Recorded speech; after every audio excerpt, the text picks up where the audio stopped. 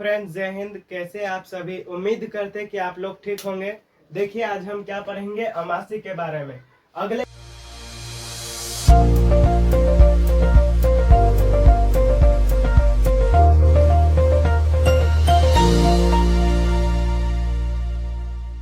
Class में हम पाचन के बारे में पढ़े थे, उसी का भाग है अमास्य।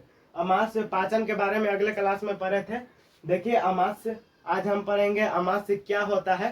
पहले पढ़ते हैं कि अमास्य क्या होता है। अमास्य किसको कहते हैं? पेट को कहते हैं अमास्य। अमास्य जब भोजन करते हैं हम तो पेट में आता है, वही हो गया अमास्य।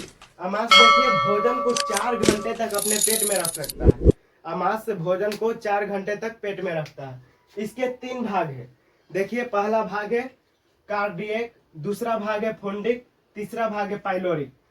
पहला भाग कार्डियक, यह अमास्य का सबसे ऊपरी भाग है। इसमें जब HCl निर्माण होता है, इसमें अक्सर देखिएगा कि जब कहीं पर भोज होता है तो लोग सब पूरा अच्छा से पेट भर के खाता है। उसी में जब बढ़िया ढकार करता है तो वही क्या निकलता है? HCl निर्माण होता है तो ढकार होता है, वही हो गया कार्डियक। कार्डियक जीवाणु नाशी होता है, मतलब जीवाणु मर जाता है। इसमें जीवाणु उतना नहीं पाया जाता है, इसमें जीवाणु मर जाता है। देखिए ये भोजन को तोड़ता है।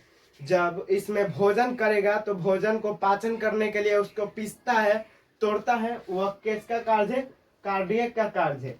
यह कार्डियक सबसे ऊपरी भाग है अमाशय का। इसमें भोजन को पचाने के लिए HCl का निर्माण करता है और इसमें जीवाणु नाशी होता है, मतलब जीवाणु मरा होता है और इसमें भोजन को तोड़ता है। अब देखिए दूसरा क्या है, देखिए फुंडिक है।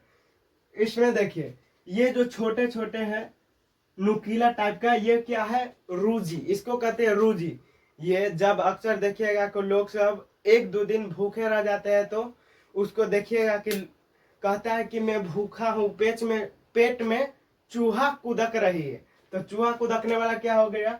फुंडिक। फुंडिक जब इसमें भूखे रहने पर चुभता है, जब भूखे आदमी रहता है तो रूजी क्या होता है? चुभता है। तो ऐसे ऐसे करके रहता है आदमी सब, फुंडिक। ये हो गया क्या? फुंडिक। देखिए यह कांटानुमा रूजी है, मतलब इसमें कांटा जैसा होता है।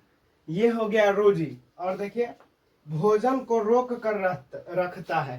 बिचला भाग जो है फुंडिक, मध्य भाग, ये भोजन को रोक कर रखता है, यही है फुंडिक। अब देखिए भूखे रहने पर, बताए थे भूखे रहने पर यह चुभता है।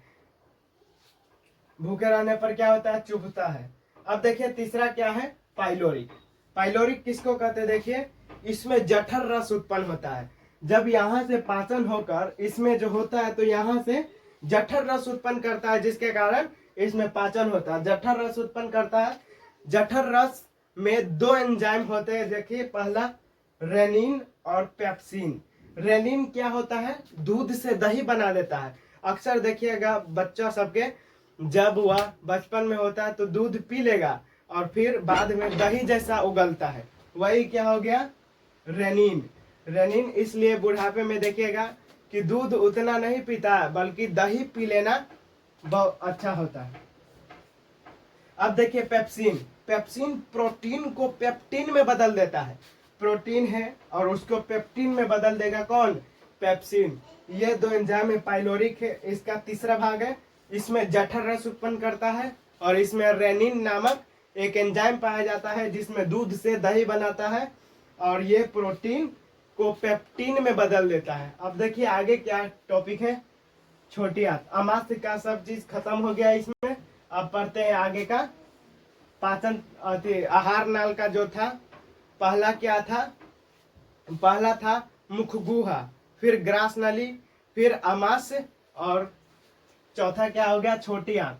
छोटी आंत देखिए, छोटी आंत की लंबाई होती है 6 मीटर, मतलब 6 मीटर होता है इसका लंबाई, और चौड़ाई क्या होगा? 25 सेंटीमीटर होता है। देखिएगा वो जो होता है शाकाहारी जंतु, उसमें छोटी आंत की लंबाई अधिक होती है, जिसके कारण वो हरा सब्जी घास उस खाता है तो उसमें सेलुलोज की मात्रा बहुत अधिक होता है। इसलिए उसमें जंतुओं में क्या होता है? छोटी आंत की लंबाई बहुत ही अधिक होता है। जैसे जंतुओं में क्या होगा, गाय भैंस बकरी इत्यादि, वो सब छोटी आंत की लंबाई सबसे अधिक होती है। अब देखिए इसमें 3 भाग होते हैं। पहला का नाम देखिए ग्रहणी। ग्रहणी क्या होता है, यह सी के आकार का होता है, मतलब ऐसा होगा आकार, सी का आकार का। इसके 2 भाग होते हैं, अग्नाशय वाहिनी और दूसरा मूलानुपाती वाहिनी। इसके 2 भाग है, अग्नाशय वाहिनी और मूलानुपाती वाहिनी। ग्रहणी क्या है, ये सी आकार का होता है। इसके 2 भाग है, अग्नाशय वाहिनी और मूलानुपाती वाहिनी। अब देखिए दूसरा क्या है, जेजुनम।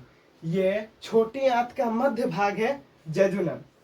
मध्य भाग को क्या कहेंगे, जेजुनम। अब देखिए इसका तीसरा भाग है इलियम। यह इलियम छोटी आंत का अधिकांश भाग होता है, जिसके कारण इसमें भोजन का, छोटी आंत में सबसे ज्यादा भोजन का पाचन होता है। भोजन का अंतिम रूप से मतलब पाचन होता है। ये जो इलियम है, इसमें छोटी आंत में इलियम सबसे अधिक काम करता है, मतलब भोजन को पचाने का कार्य करता है। ये इसमें अधिक भोजन पाचन होता है। अब देखिए छोटी आंत के बारे में पढ़ लिए। इसकी लंबाई 6 मीटर होती है, चौड़ाई कितना होता है 22.5 सेंटीमीटर। और शाकाहारी जंतुओं में इसकी लंबाई सबसे अधिक होती है, क्योंकि इसमें सेलुलोज की मात्रा सबसे अधिक होती है। अब देखिए इसके 3 भाग है, ग्रहणी, जेजुनम, इलियम। ग्रहणी के सी आकार का होता है। ग्रहणी किसके आकार का होता है, सी आकार का।